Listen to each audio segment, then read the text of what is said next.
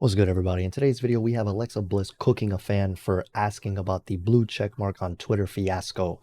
We also have CM Punk apparently getting his own show just to deviate himself from the roster. We also have WWE making a contract with a major streaming platform. We'll get an update on Big E. We'll be talking about Goldberg and what the hell's going on with him. We'll also be talking about Mercedes Moné, what's her deal, and we'll also be talking about rumors of the draft. So let's go ahead and roll it. Meanwhile, I lied. One more thing. one more thing. Warner Brothers may be interested in WWE. We'll talk about that too. And is WWE working on a new show? Okay, that's it. Let's get into it. We got a lot to talk about. Eventually. And our first story, Alexa Bliss recently took to Twitter and she tweeted out the following. You are now responsible for paying back the people who get scammed by a verified Alexa Bliss account. This is on you now. So the fan goes ahead and says, you agree with people being less important. Everyone is equal. Don't know what relevance that has to that.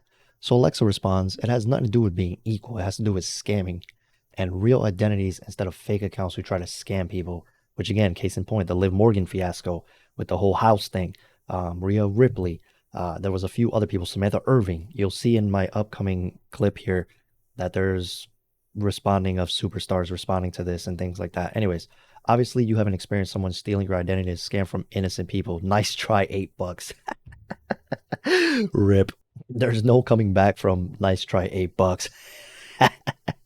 And what she means is, well, I'll show you. You'll notice that her checkmark is gone. That's right. Twitter took away everybody's blue checkmark, and Elon Musk himself is actually paying for a few people's checkmarks. So you'll notice all these people, they're all gone. And the reason behind it is now you have to subscribe to Twitter Blue. It looks like anybody who was legacy Twitter and was checkmarked that way or verified is all gone now. So literally all these people, they lost their checkmarks. You're going to still see some people with it. For example, Liv, if you click her, you'll see that she is verified because they are subscribed to Twitter Blue. It no longer gives the message of Twitter Blue or legacy. It is just straight up Twitter Blue, and they verified their phone number. Now, there have been reports that people didn't even verify their phone numbers, and this is still being able to be verified. However, for the most part, there are a lot of people that are quite upset about this. Most notably, Maki Ito. Can't show that tweet, but I can show you this. A lot of superstars have been tweeting this out, saying that if you see a Samantha Irving account on Twitter with a blue checkmark, it isn't me. Sheamus saying no blue checkmark over and over and over again, which is fantastic. Mr. Beast showing proof that Elon Musk is subscribed to him. So now he tweets out, Elon Musk is now paying me $5 a month. Who's really in charge here? And Elon is actually, well, he's paying for the blue checkmark of, I would assume, Mr. Beast as well. There's a couple people that he's been doing it for.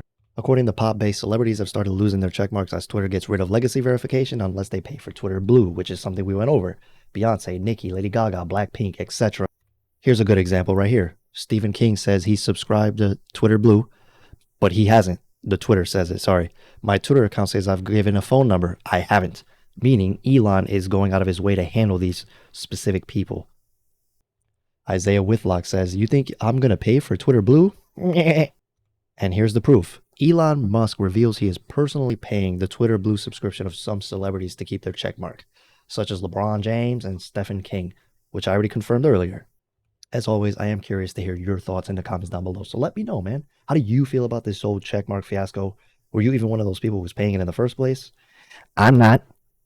Now, you may have remembered in a recent entrance into this video, I stated that CM Punk is getting his own show, and you probably thought it was clickbait. It is not.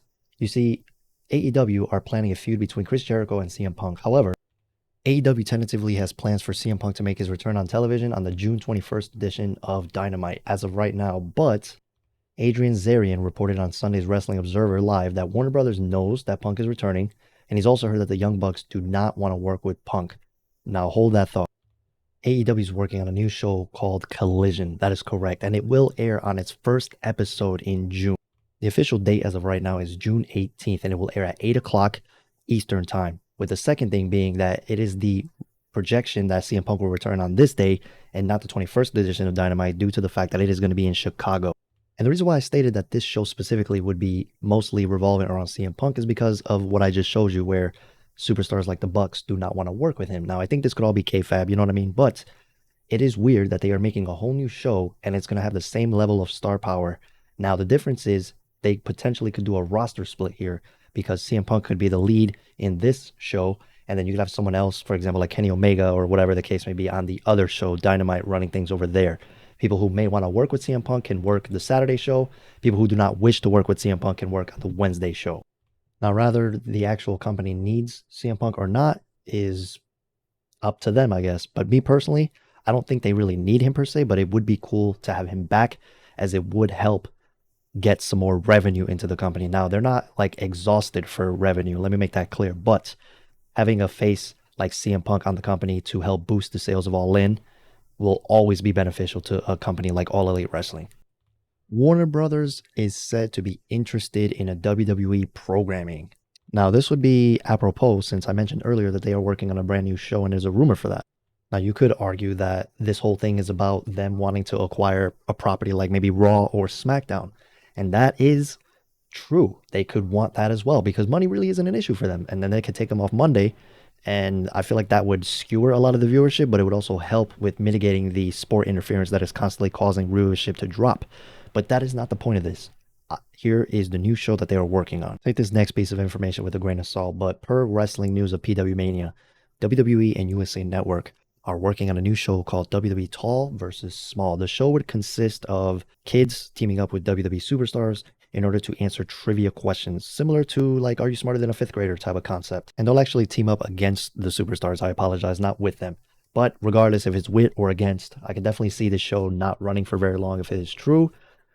It is making sense that WWE has a large child audience, and that makes perfect sense. However, I don't think this show would really last. Let me know what you guys think. As always, I'm not trying to be negative, just seeing it how it is, you know? And now let's talk about Goldberg. Goldberg recently had a meeting about his future during the WrestleMania 39 week. The Hall of Famer recently had talks about his own retirement tour. He said that he would even set it up on his own if he wants to. He recently did meet up with someone in Los Angeles. We just don't know with who. It was noted that the meeting was related to Goldberg possibly having a farewell tour or celebration show to presumably close out his career. And the idea was that this would take place in Israel and perhaps other countries, which is in line with the aforementioned interview comments that Goldberg made this week. And it was noted that Goldberg expressed frustration over the week that he had not had a proper retirement match in WWE, as he had a handshake understanding with WWE Chairman Vince McMahon that the retirement match would happen following the loss to the undisputed WWE Universal Champion Roman Reigns at Crown Jewel. And that is pretty much it. Now, as we know, the draft is scheduled to begin April 28th on SmackDown and finishing up on Raw. They're doing this the week before Backlash, which again is weird, but I'm down because it'll get some revenue and viewership into Backlash, which Backlash is already sold out anyway. WWE has reportedly plans for new faces to debut during the draft. Not only this, but they are expecting to push new people into the new season of the draft, such as new baby faces or new fresh faces in general, like Chad Gable. Tyler Bate was one of the rumored people from NXT that would be interested in moving him into the main roster. Though verbiage there was terrible, and I apologize for that. But they had his match against Dolph Ziggler on main event, and they were like, you know what? Maybe we can move him to the main roster because of that. Some other names that are being pitched to be removed from NXT are as follows. Cameron Grimes, because as we have seen recently, he did actually transform his body. He looks kind of generic now, but if he keeps his gimmick, I'm down for it. We have Carmelo Hayes. He's another rumored one that they want to move up. And we also have Indy Hartwell alongside Braun Breaker. Now, if there's anyone you would like to see personally moved up, let me know. I know this whole section was botched. I apologize. One take. We don't do scripts out here. Unintended. Big E gives us an update on his broken neck after the 1-year scan. While speaking to Battle and Eli on Battleground, Big E shared the update on his neck. Quote, "Yeah, it's just a complicated fracture. I broke my C1 and C2 in 2 places.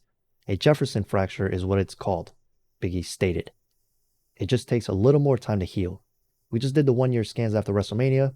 It was a little later because of WrestleMania. We need to sit down with the doctors at some point and figure out what the next step is. But from my perspective, I feel great. I have no functional issues and no pain issues. I've been in the gym since 2 weeks after I broke my neck. I'm feeling great. I'm really grateful for all of that. Obviously, your neck has to be in a certain condition to deal with the rigors of being in the ring on a nightly basis." And of course, if any of you want to watch the full podcast, you can go ahead and do so. Mercedes MONE continues to be the topic of conversation, and in doing so, she recently stated on her IG story that she wants to move to Japan full time and learn the Japanese language. There's also been some rumors that she may even be competing at Forbidden Door 2 as well as All In potentially down the line. Not only this, but she recently did an interview.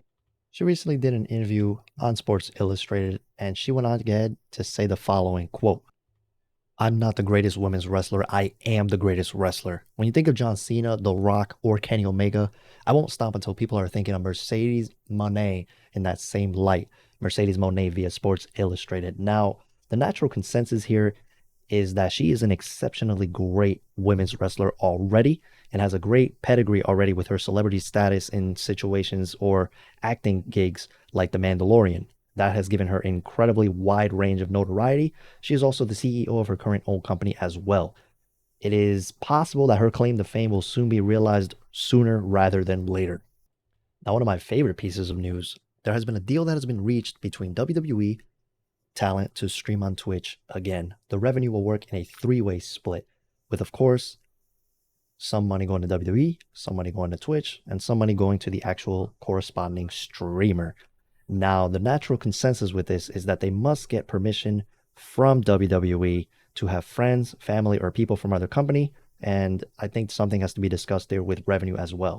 And that last part about the guest on the talent of the current streamer taking some of the revenue is a rumor, but the whole permission thing is going to be a required thing from WWE. So if they want to bring on a friend or a family member or someone from another company, they do have to request permission from WWE and get it approved before it is to pass.